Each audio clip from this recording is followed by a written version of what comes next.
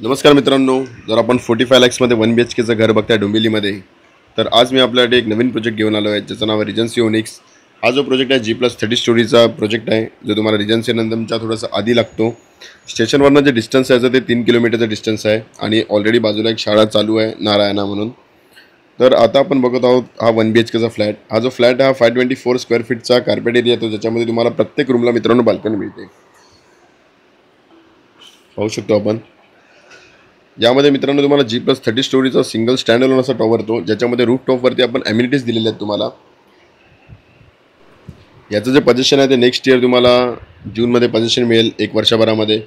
तर जर तुम्हाला प्रोजेक्ट व्हिजिट करायचं असेल तर दिलेल्या नंबरवरती कॉल करा, तुम्हाला पिक अँड ड्रॉप दिला जाईल.